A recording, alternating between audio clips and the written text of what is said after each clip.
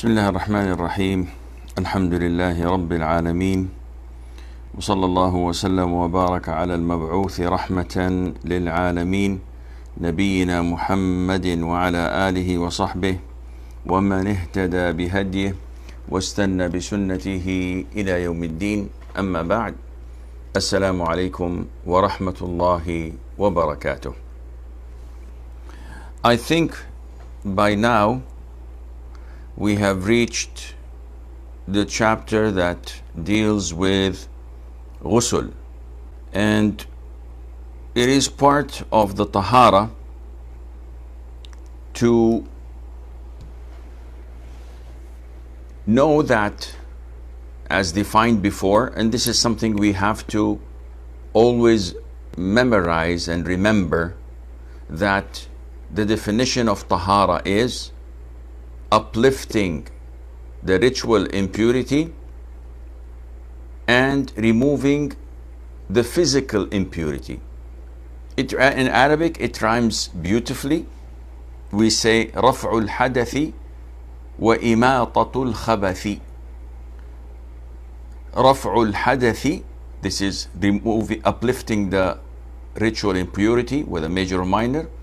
وإماطة الخبث, and this is the removal of physical impurity. So part of Tahara is performing Ghusl. And Ghusl, as you can see in the text in front of you, is to take a total bath where the water washes your entire body without leaving any spot unwashed. And this is done with the intention of worshipping Allah Azza wa Jal. Why do we include this phrase? Because this phrase is usually missed in most of definitions. When the scholars define something, they leave out this phrase, with the intention of worshipping Allah Azza wa Jal. And this is an essential part of any definition. Whether it's prayer or fasting or wudu or anything you do, it requires that you have intention. So if we were to identify Sawm, fasting, usually in the books of fiqh you will find that they identify it as saying fasting is to refrain from the things that break your fast from the break of dawn till sunset. But this is not actually the definition of fasting, because if I do not consume or perform any act that breaks my fasting, such as eating, drinking, sexual intercourse, anything that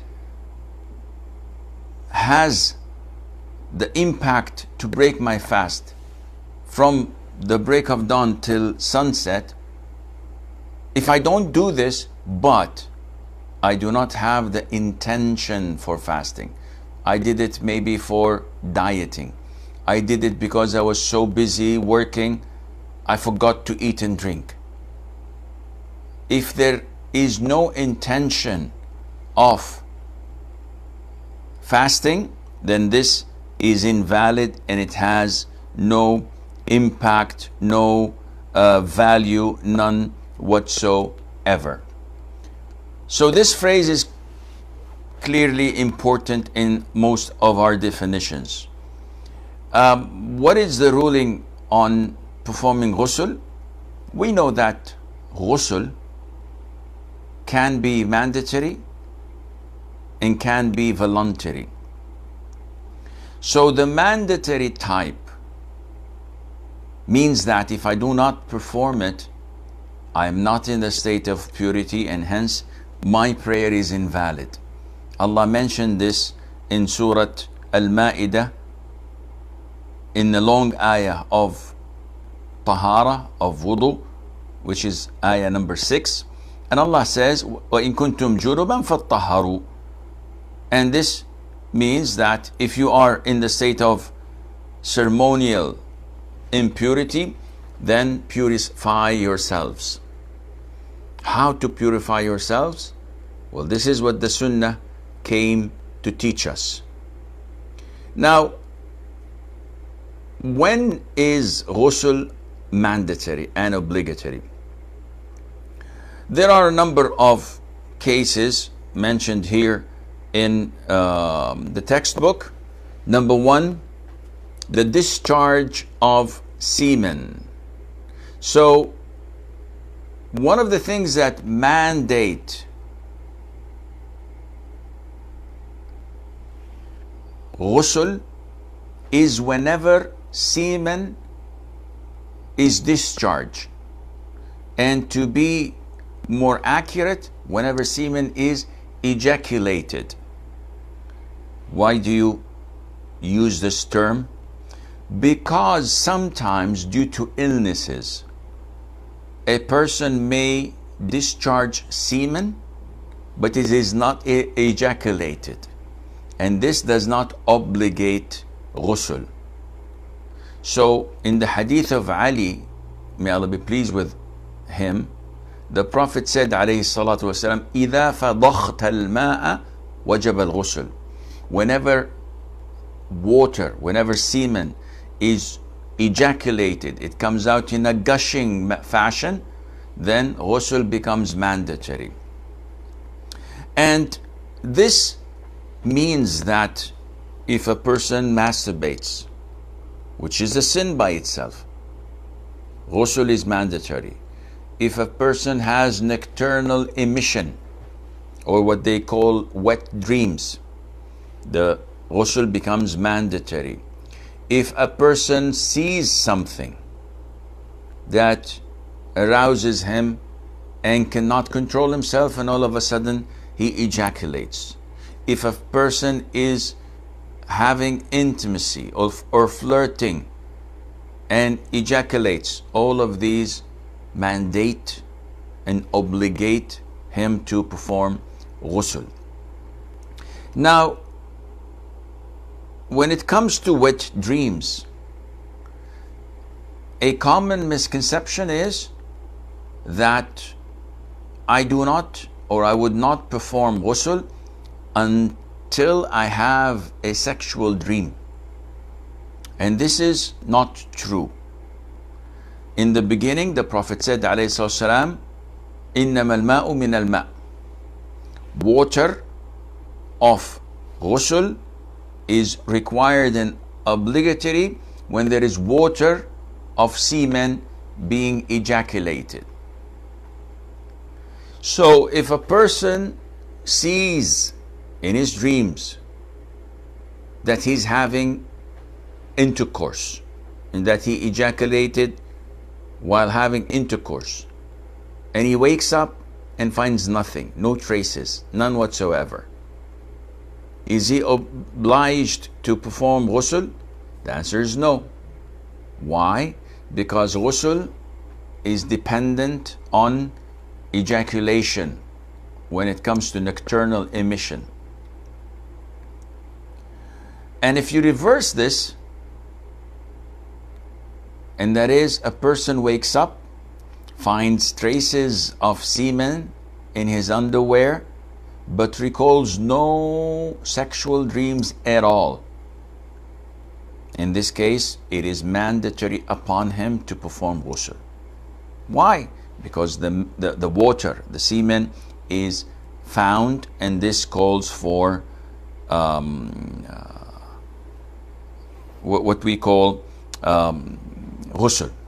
Now, what about if a person is ill?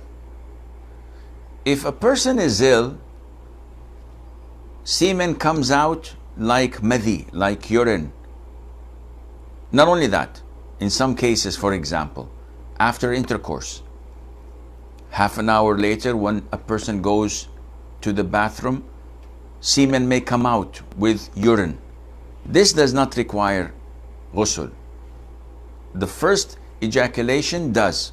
So if a person performed ghusl after intercourse, and half an hour later went to the bathroom and he saw semen coming out with urine, no gushing, no ejaculation, this does not require ghusl.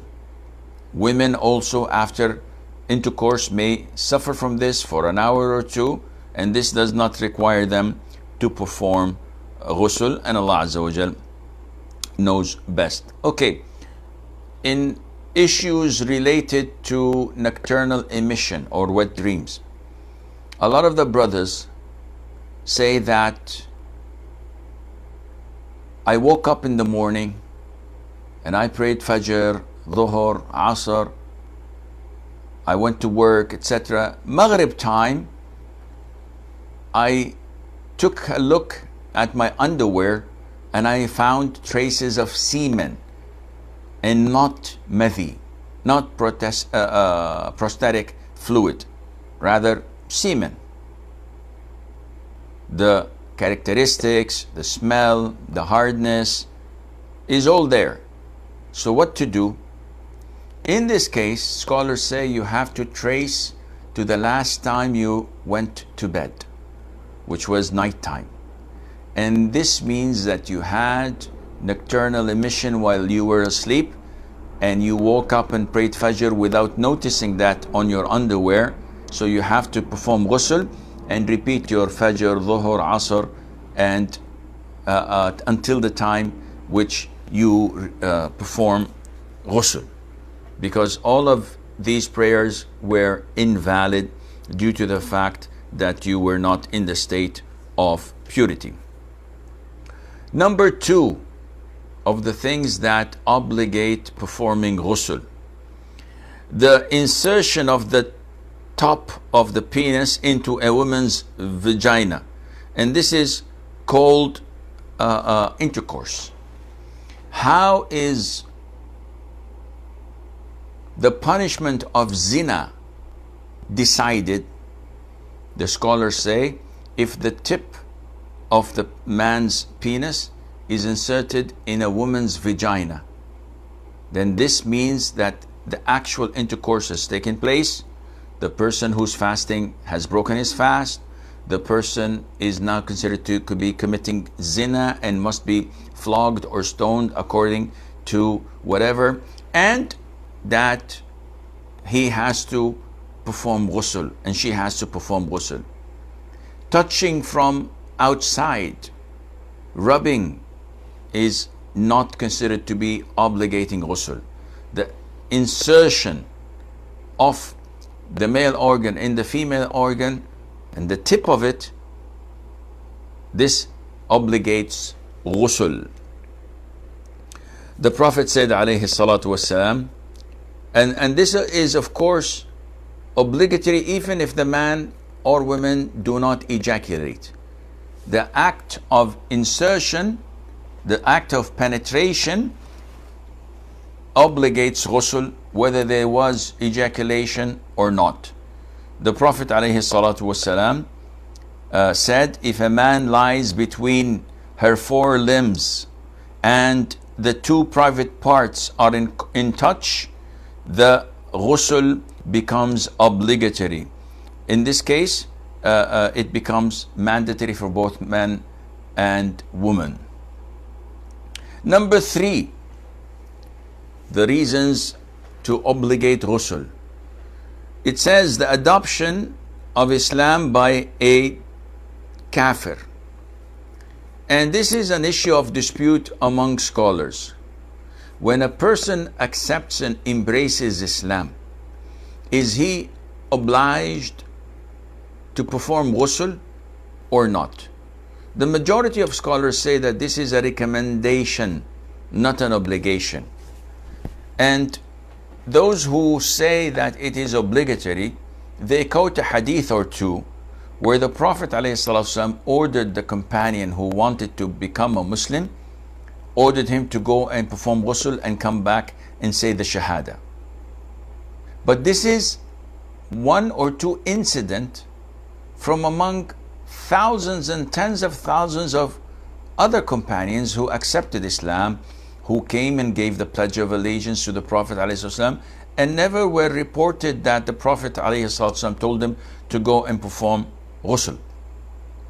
So it seems that it is safer for someone who wants to become a Muslim to perform ghusl and then accept Islam, because most likely this person is in the state of major ritual impurity due to menses or postnatal bleeding that she did not perform ghusl from, or due to the fact that he had intercourse or ejaculated and did not perform ghusl, due to the fact that it is not mandatory in their religion. So they're not doing it as a form of purity, part of their conviction. Rather, they just take a shower, which does not count. So it's an issue of dispute, and the most authentic opinion is that it is highly recommended but not mandatory. Number 4, and this is specifically for the sisters. When a woman has her monthly period, or she gives birth and has a postnatal bleeding, she is not in the state of ritual purity, and hence she cannot pray, she cannot fast. Once the bleeding stops and ceases, once she sees her purity, or in the case of postnatal bleeding, once she reaches the limit, which is 40 days, as we will come to discuss this later on, inshallah, in this case, it becomes obligatory upon them to have ghusl so that they can pray, and if they were married, so that their husbands can have intimacy with them. The 5th reason we have is death. And we know that it is mandatory upon Muslims to wash a Muslim's corpse after he dies, before shrouding him or her and offering funeral prayer and then burying them. And this is when Zainab, the Prophet's daughter, alayhi salatu wassalam, died. He said to the women attending her, Atiyya was one of them, may Allah be pleased with her, wash her. This is an instruction. And also in the case of that pilgrim who was thrown off his ride while he was in the state of ihram and died. So the Prophet told the companions, may Allah be pleased with them, wash him and avoid perfuming him, or as it was said, sallallahu alaihi wasallam. So these are the five categories where ghusl becomes mandatory. Now, when does ghusl become recommended and mustahab? In the textbook we have a number of reasons. Number 1, after every sexual intercourse. I thought you said this is mandatory. It is mandatory if you want to pray. But if you have sexual intercourse with your spouse and you would like to go again and do another one after reloading, then it is recommended that you take ghusl. It's not mandatory, you're not going to pray, you're still in the state of major ritual impurity, but the Prophet did this alayhi salatu wassalam, as we know that he was one of, if not the strongest man, and he had 9 wives, and in one night he went in rounds and had intimacy with each one of them. But between each visit he had ghusl. So the companions told him that you could have combined all of the 9 with one ghusl. So the Prophet said, this way is better, fresher and purer, sallallahu alaihi wasallam. So it is recommended when a person has intercourse with his spouse or and want to go back and have another one, that he performs ghusl. Number 2, it is recommended to perform ghusl before the Friday prayer. And this is an issue of dispute. A group of scholars say that this is mandatory and not recommended. And the majority of scholars say that it is recommended, and I'm inclined to go with the majority because the hadith that mandates it is not clear and to the point and can be understood both ways. Of course, it is highly recommended to go for ghusl before you go to Friday, but it is not mandatory. Ibn Abbas, may Allah be pleased with him and with his father, explains why the instruction was to perform ghusl and it was mandatory. He said the companions used to be farmers in Medina, and they used to have one garment made of wool. So when they work on their farms from the break of dawn until just before Dhuhr, and they come in this closed area of the masjid, they were offended by each one's smell and odor. And this is why the Prophet said, alayhi salatu wasalam, it is obligatory for every man to touch his body with water at least once a week. So the obligation of performing ghusl was due to this. But later on, when people got money to buy clothes and to take care of their self-hygiene and how they smell, the obligation was not there anymore. Number 3, it is highly recommended to perform ghusl on the 2 Eids. Yes, if you look into the Sunnah, you will not find this. But the scholars say that the Eid is a gathering of Muslims, and it is equivalent, if not more in number, than Friday prayer. So it should take the ruling. And also they noted that the Prophet ﷺ used to wear the best of attire and clothes for Fridays, for Eids. So this means that he gave that occasion that happens once or twice a year great importance in taking care of himself, and ghusl is one part of that, and Allah knows best. Number 4, it is highly recommended to perform ghusl before assuming the state of ihram, whether you're coming for Umrah or for Hajj. And why do we say it's highly recommended? Because the Prophet did it, alayhi salatu wasalam, but he did not oblige it upon us. Oh, I didn't know that. Now you know. So if I'm here in Jeddah and all of a sudden I say to myself, why not go and perform Umrah after Maghrib? And I said, okay, let's go. I finish the class, get in my car, wear my ihram, and go without performing ghusl. Is my Umrah valid? Definitely yes. But if I performed ghusl, would I be more rewarded? Definitely yes. Yet it is not mandatory to perform ghusl to be in the state of ihram. So to have ghusl before ihram is recommended. To have another ghusl before entering Mecca is also recommended, as this is what the Prophet did, alayhi salatu wasalam. But bearing in mind, he did this after traveling all the way from Medina to Mecca.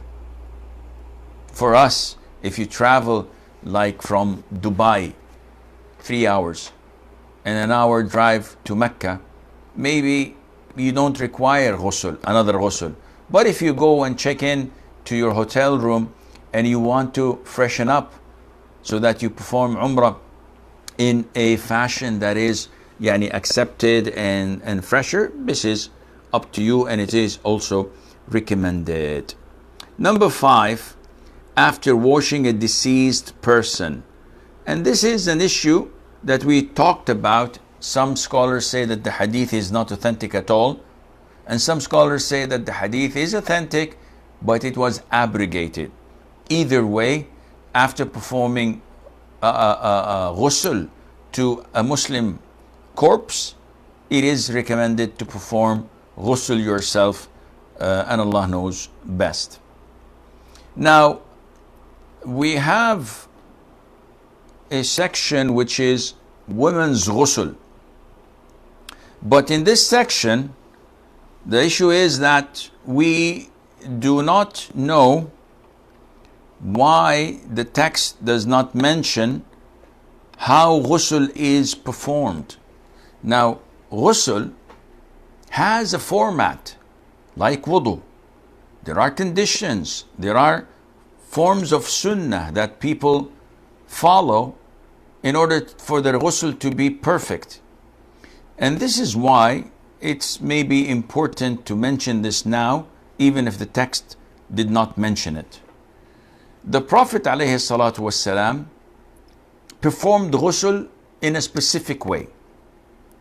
And this is what the scholars call the Sunnah way of ghusl.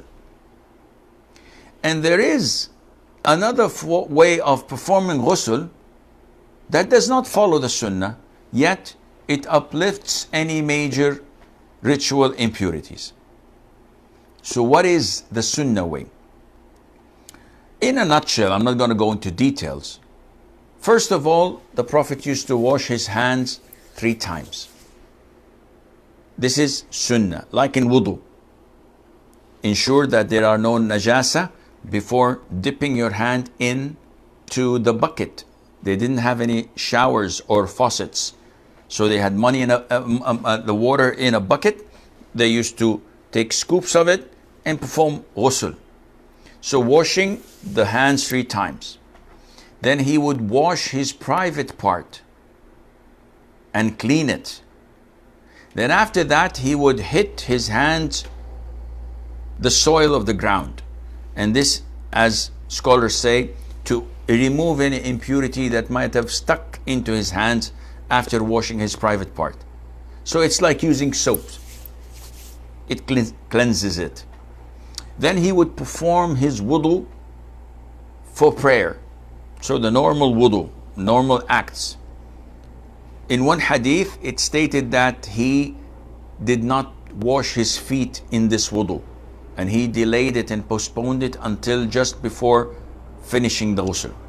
So either way, you wash it or not, this is no problem. And after that, he would take 3 scoops of water, puts it on his head, and ensure that it reaches the scalp, the roots of the hair. And 3 scoops definitely does that. Now for women, and this is the section we stopped at, if their hair is braided, they do not require to unbraid their hair, to untie their hair, because what counts is the scalp. The rest of the hair is simply washed thoroughly, but without needing to unbraid it.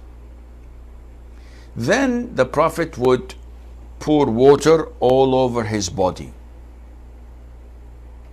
Not necessarily the right side first, then the left side second. No, just pour water all over the body, ensuring that it reaches everywhere.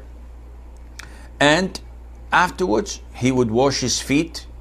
After removing from the place, he performed ghusl, which indicates that shifting and moving is to avoid any impurities on the ground, and washing his feet to complete his tahara and ghusl.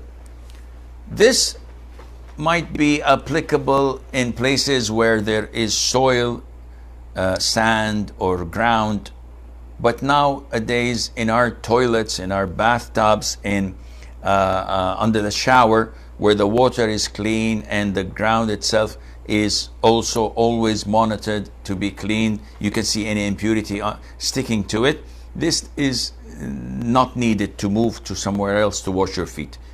So this is the Sunnah way of performing ghusl. The amount of water used, the Prophet used to use, alayhi salatu wasalam, 1 sa', which is approximately 2 liters. We use like 20 liters under the shower. Number 2, the accepted form of ghusl, which is not according to the Sunnah, but it does the job. If a person dips himself in the ocean or in the sea with the intention of uplifting the major ritual impurity, turns the water in his mouth, sniffs the water up his nostrils and blow them, khalas. This is it. No sequence needed, nothing required. So if I'm under the shower and I'm taking my usual shower and I intend with it to uplift my major ritual impurity, and I cover my whole body and I swirl water in my mouth and my nose and blow it, would that be sufficient? It would be sufficient. Do I have to make wudu? You don't have to make wudu, because this was a major ritual impurity that was uplifted. So the minor ritual impurity, which is in need of wudu, was also uplifted, though you did not perform wudu, because the major ritual impurity, once uplifted, also uplifts the minor one.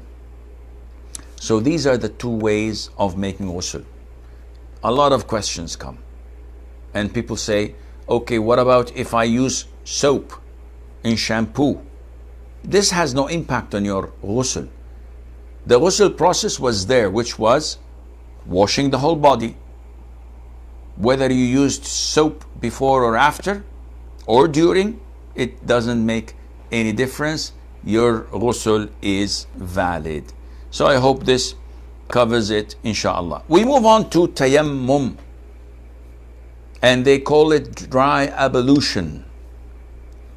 And the Arabic word tayammum translates to dry ablution, means to wipe one's face. In the text it says arms, and this is wrong. It should read wiping one's face and hands. You do not wipe your arms. And you wipe it with, it says, dust in a particular way as an act of worship. The phrase is there, as an act of worship, which is good. And is it dust? Well, it is whatever is above the ground. Sand, soil, rocks, and most likely anything that has dust on it, that is from the ground, then you can perform tayammum with. So what's the ruling on tayammum? This is something that was mentioned in the Qur'an in ayah number 6, chapter 5, Surah Al-Ma'idah. And the ayah is mentioned, the translation, so we will not read it because this takes time. Also, this was mentioned in the Sunnah, in the hadith of Ammar ibn Yasir, in the hadith of Abu Dhar al-Ghafari, if I call correctly. And the Prophet said, alayhi salatu, pure dust is adequate even if you continue to be without water for 10 years. So this is something that Allah has given us as a concession to substitute for the inability to use water. Now, once a person finds water, he has to perform ghusl or to perform wudu. And the scholars, of course, after reading the Qur'an and the Sunnah, unanimously agree that it is valid to perform tayammum when it is not possible to use water. And whatever means of purification or reasons for purification one may need water, tayammum acts exactly in the same fashion. So you can pray with it, you can perform tawaf with it, you can recite the Qur'an with it. There's no problem in that, none whatsoever. Okay, what are the conditions for dry ablution. The textbook mentions like 5 of them, so we go through them quickly. First condition is intention, and this is found in most or in all most of all forms of worship. You have to have intention in order for your ibadah to be accepted. So you cannot perform wudu without intention, and hence you cannot perform tayammum without intention. Number 2, possession of mental faculties. So you are not insane and you're not asleep or unconscious or in a coma. And this is logical, because if you're insane, your prayer is not accepted, and if you are unconscious, your prayer is also not valid. You have to be aware, and they usually mention this to take out children who are below the age of 7, because they are unable to differentiate between good and right, night and day, and they don't have the awareness. So when they perform tayammum, it is not logical to them. They don't know what they're doing. So yani. Number 4,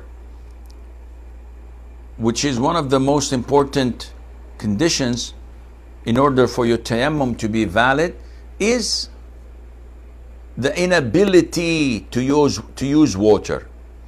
And this inability can be due to 2 reasons. 1, there is no water. So if I looked and looked and looked for water to perform wudu, could not find any. I cannot buy any. There's no water at all. Then if I have a major ritual impurity, or if I have a minor ritual impurity, it would suffice to just perform tayammum, and I will mention to you how to do that inshallah soon. Number 1, the inability to use water because it's not available. If I'm in my house and I open or turn on the faucet, the tap water, and there's no water, so I said, alhamdulillah, there's no water, I can perform tayammum. No, go out to the masjid next door and perform wudu. Go to your neighbor who has water and ask him for water to perform wudu. Buy a bottle of water and perform wudu. This is not a legitimate reason not to use water and to use tayammum, because water is available. Not at this spot, but if I looked, I will find it. But if there's no ability, no way to find water, then I can use tayammum. The second reason is if using water harms me, which means that if I am sick and I cannot use water, doctors say water must not touch these areas. It will harm you. It might be fatal to you. It may delay recovery. In this case, Allah Azza wa Jal has exempted you from using water. Or it is so cold, if I use water, I may die. I may get harmed, and I cannot warm or heat the water before using it. In this case, you can use tayammum as well. And you will find inshallah more information if you go through the text and the hadiths that support this. Number 5, the condition is that the dry ablution must be with pure dust. So if there is dust that is resulted from najasa, from an impurity, this is not permissible to use, because this is najasa, and you cannot use such substances for tayammum unless it is tahir. It's like using water for wudu when there is a najasa in it. Of course, this is not applicable and it is not permissible at all. Now, there are conditions that break your tayammum. So the conditions rendering dry ablution invalid: number one, anything that invalidates normal ablution. I performed tayammum and I urinated, defecated, passed wind, ate camel's wheat, or fell asleep. These things break your wudu and they also break your tayammum. So if you wake up or you want to perform your prayer, you have to perform another tayammum.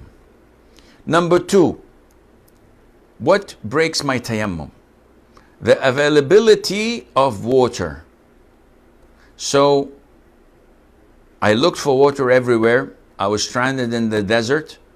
I could not find water anywhere close for a couple of miles. So I performed my tayammum and I prayed. That was dhuhr. And I moved on. Asr time, I reached an area where there was a stream of water, a well, a spring. But I was in my wudu. That is, I was in my purity of tayammum. I did not break my tayammum. Well, finding water automatically breaks it. You have to go and perform wudu. You cannot pray asr with your tayammum. Which brings us to another point which is not mentioned in the textbook. Is tayammum obligatory for every single prayer, or does it carry the same weight of wudu, which means that I can pray as long as I did not break my purity, ritual purity? The answer is the latter. If I performed tayammum for Fajr and I'm observing my purity, I did not break my ritual purity, the minor ritual purity, until dhuhr time, and still I cannot find water, I can pray in my state of tayammum without the need to perform another tayammum. Some scholars say that yes, by the end of the prayer, if you want to pray another prayer, you have to perform another tayammum, but this is not valid. So if a person finds water, this breaks his tayammum. Thirdly, also if the reason, which was illness, no longer exists, then you have to perform wudu and your tayammum is broken. So let us assume that I performed tayammum because for ghusl I had stitches in my head and the doctor says it must not at all touch your head. The water must not touch your head. And today I went to the doctor and the doctor says, Alhamdulillah, stitches are fine.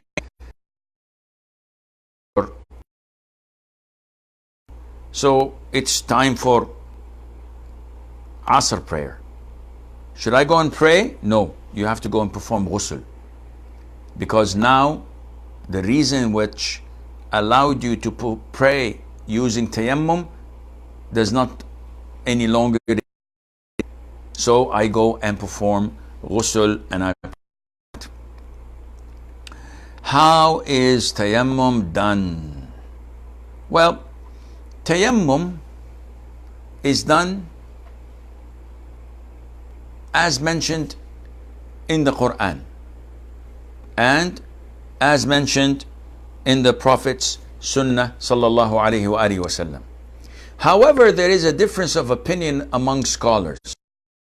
The ayah of the Qur'an stated clearly, فَامْسَحُوا بِوُجُوهِكُمْ وَأَيْدِيكُمْ مِنْهُ. So it started with the face and then the hands. While in the Sunnah, in Sahih al-Bukhari and elsewhere, the Prophet ﷺ did something else. He wiped his hand and then his face. So it's mentioned.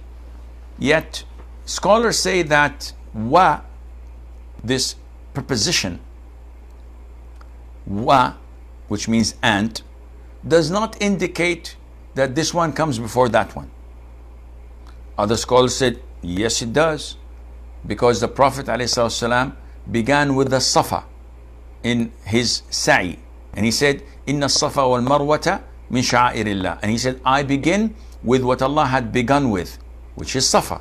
Why didn't he begin from Marwa? Because the ayah is crystal clear. So we should start with the faces as mentioned in the ayah. The other party said, yes, but the Prophet ﷺ is the one who interprets and explains to us the Qur'an. And this is what his actions were. He strikes the ground once, he wipes his hand, and he wipes his face. So either you do this, or you do as a great number of scholars say, according to the Qur'an, you strike the earth once and blow in your hands so that there would be no particles in it. You wipe your face and you wipe your hands, and that is it. Either one is okay, inshallah azza wa jal. Okay, I think we have few things left. We will stop then, inshallah, at the section so that we can answer your questions, which deals with impurities and how to remove them.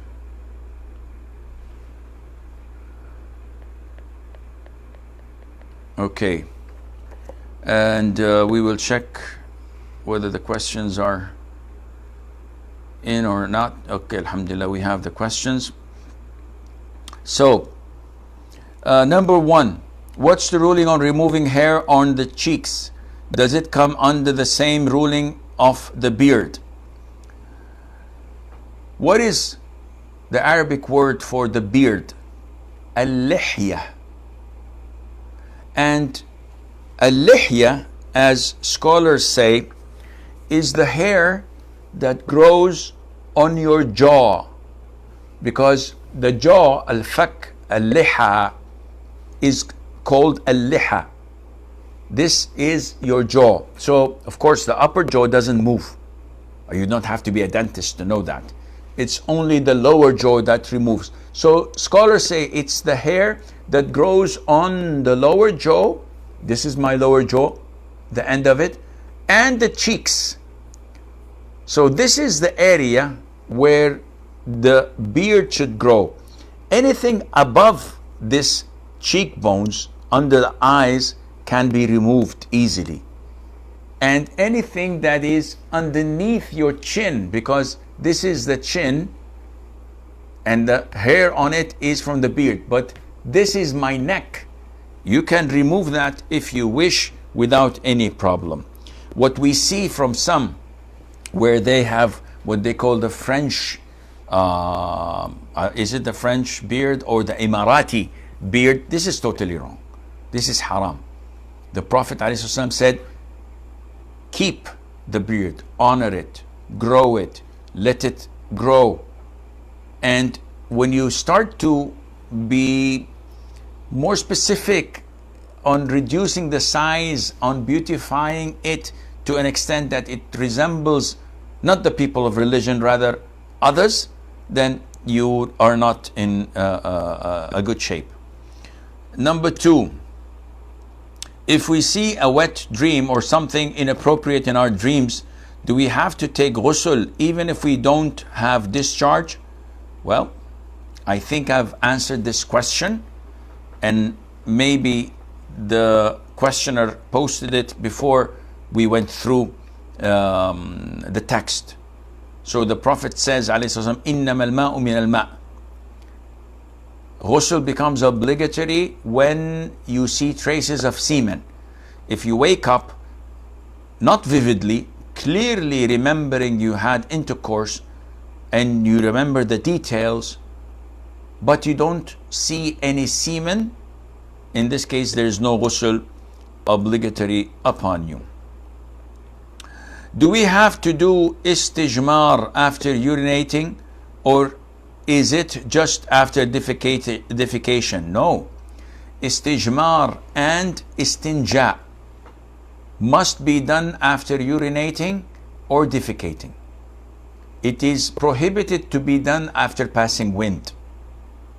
But when you urinate or defecate, it is a must either to use water or to use a hard substance like toilet paper. What is the difference between fiqh, usul al-fiqh, and qawa'id al-fiqhiyya? Can you briefly mention their applications if possible? I'm afraid that this is not applicable in this Q&A. If you go to YouTube, you will find that I had a series on Peace TV on al-qawa'id al-fiqhiyya, the legal maxims, and I mentioned in the beginning the difference between all in all, but in a nutshell, qawa'id al-fiqhiyya is a subcategory of usul al-fiqh, though now it is a big branch of its own, but it is part of usul al-fiqh. It looks at the incidents in Sharia and comes up with few words of a rule that most likely is applicable in all cases. So when we say al-umuru bimaqasidiha, this is stemmed from the hadith innama al-a'malu bin-niyat, and it can be cascaded on almost everything in Sharia. When you come to al-yaqinu la yazulu bil-shak, certainty is not removed by doubt. Again, this can be cascaded through almost everything. These are legal maxims. They're made by jurors to make things easy. So whenever you forget the details, but you remember the default, the legal maxims, the fiqhi rules, qawa'id al-fiqhiyya, then it becomes easy for you to judge things once you master it. Usul al-fiqh is a process rather than the procedures and the regulations. So you have fiqh, and fiqh deals with al-ahkam al-taklifiyya, for example, of things, how to do them, how to pray, what is halal, what is haram, what is mandatory, what is recommended, what is not recommended, what is permissible, al-ahkam al-taklifiyya al-khamsa. And it also goes to discuss al-ahkam al-wad'iyya, and whether it is sahih or fasid. It talks about al-shart, it talks about al-qaid, it talks about many things. So fiqh in general talks about the details, and it tells you if this is done this way, this is correct, if not, then it's invalid. Usul al-fiqh puts the policy. So it tells you that whenever a text speaks in a general format, then this includes everything. And there can be exceptions. So there is am and there is khas. It talks about generally abrogation. What is it? What is it? It talks about ijtihad and who's qualified to be a mujtahid. It talks about the sources of Sharia and how it should be dealt with. It talks about when evidences conflict, what to do. Process 1 is to try to combine, process 2, abrogation, process 3, which is more authentic, etc. All of these are not detailed. They're just general guidelines. It's a roadmap. Where fiqh itself, it goes into details with evidences from the Qur'an and the Sunnah and how scholars reach there, backing it up. So in order to know your religion, you have to learn fiqh. In order to come up with fatwa and to understand where different scholars had different views, you have to have usul al-fiqh. And I hope this may make some sense to you.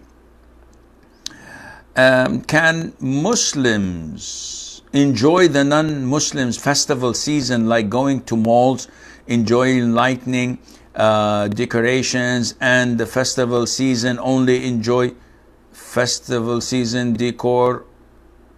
Yani, mainly speaking, this is not permissible. Now, I know you're not celebrating Christmas. You're just enjoying a Christmas tree. I know you don't sit on Santa's lap, but you enjoy watching the kids do that and the distribution of candies. I know you don't go to the church or to enjoy the meal on Christmas, but still you are favoring and admiring the fireworks. This by itself leads to inferiority complex. The Muslims tend to feel inferior, tend to feel less than, oh, these guys who are enjoying their time and having fun. And your children would be drastically affected by it. And this is not a very healthy thing to do or to have. So it is best for you to go on Islamic retreat, for example. If the Muslim Islamic centers have a Muslims retreat where they go somewhere nice and pleasant among the community, among the Muslims, having lectures, enjoying their time, maybe horse riding, etc.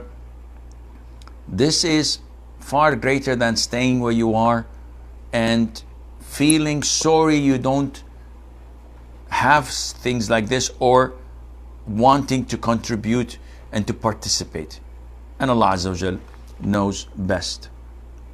Going to malls to eat on the vacation, to holidays, going to buy things on sale, this is all totally permissible. There's nothing wrong in that. While praying Salatul Khusuf, what tasbih one can recite other than Subhana Rabbi al-A'la, Subhana Rabbi al-Azim, in order to prolong sujood and ruku' respectively? There are many tasbihs, not only in the prayer of the eclipse, but also in normal tahajjud prayer or your fard prayer. And there's so many, and you can find this in Hisn al-Muslim, or the Prophet's prayer, the description of the Prophet's prayer for Shaykh al-Albani. So Fortress of the Muslim contains some. The prayer of the Prophet ﷺ, description of it, of Shaykh al-Albani, also contains some. And there are so many. So you can say Sabbuhan Qaddus Rabbul Malaikati wal Ruh. You can say Allahumma laka raka'tu bika amantu laka aslamt khasha laka sam'i wa basari wa 'azmi wa mukhi wa mastaqallat bihi qadami. So many of them. So you have to memorize them one by one if you wish. If a woman is unable to pray the eclipse prayer for a long time until the eclipse is gone, as she has to do house chores, can she pray for some minutes, recite Qur'an, and do dhikr for the rest of the time? The answer is yes. There's no problem in that, inshallah. Is saying Allahumma Ameen or Summa Ameen bid'ah or not recommended? No, this is most likely a bid'ah. Ameen, Summa Ameen, or Allahumma Ameen, maybe, but I don't recall any authentic hadith mentioning Allahumma Ameen. But Ameen, Thumma Ameen is not from the Sunnah, definitely. Is it permissible for a woman to recite loudly inside and outside the prayer? If there's no mahram, if there's no non-mahram around her, this is permissible. Reciting loudly in silent prayers is against the Sunnah, but it is permissible. So if I decide to recite loudly in Salatul Dhuhr and Asr, my prayer is valid, but I'm leaving a Sunnah.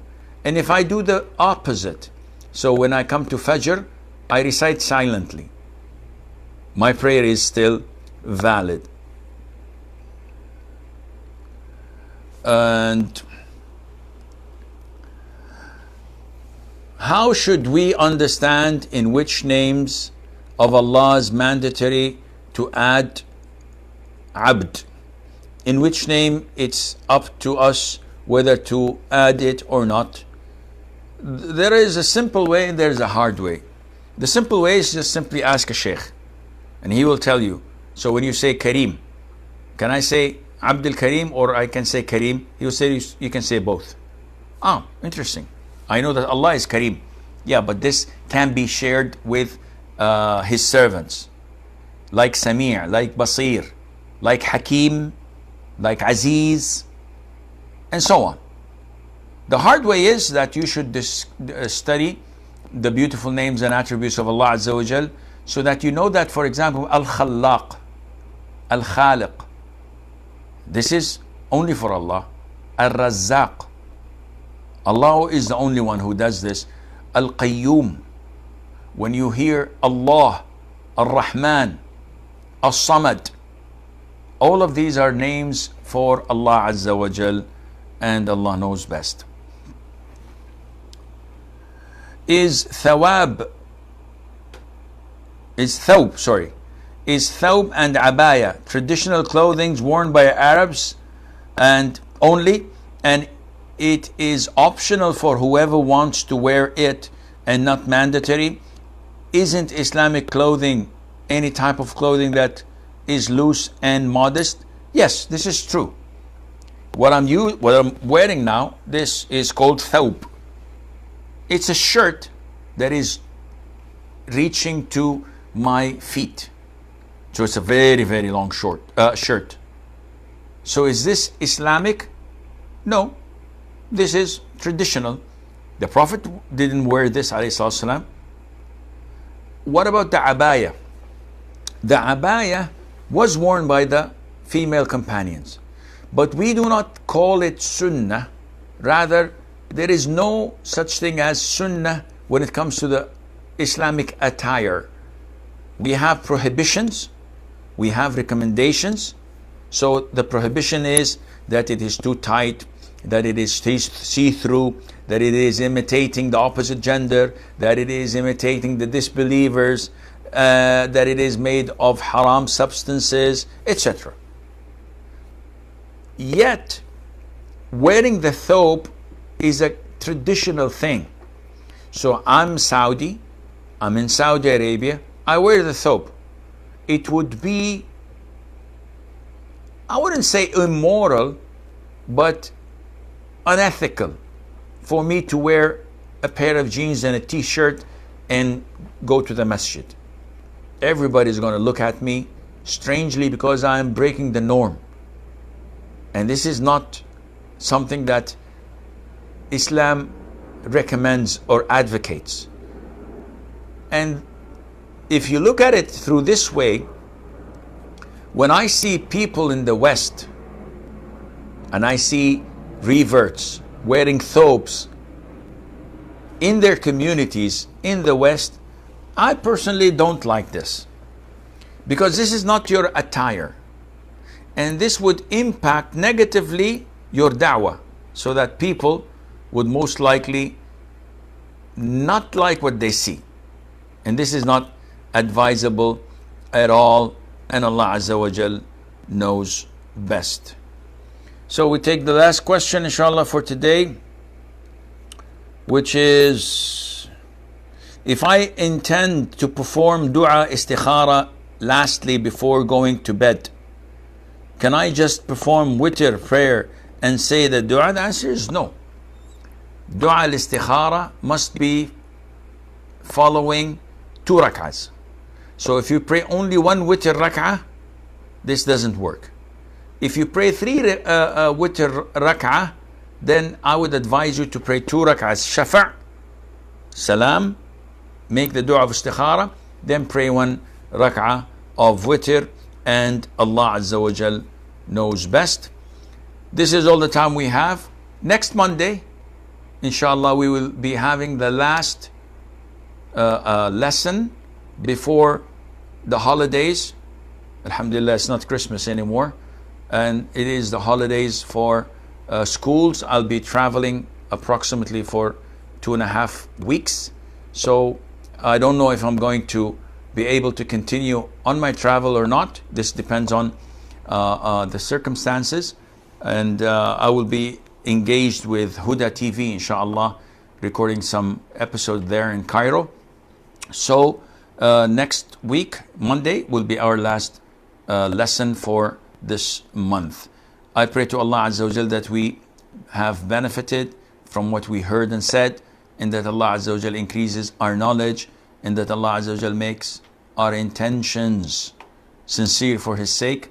هذا والله أعلم ونسبة العلم إليه أسلم وصلى الله وسلم وبارك على نبينا محمد والسلام عليكم ورحمة الله وبركاته.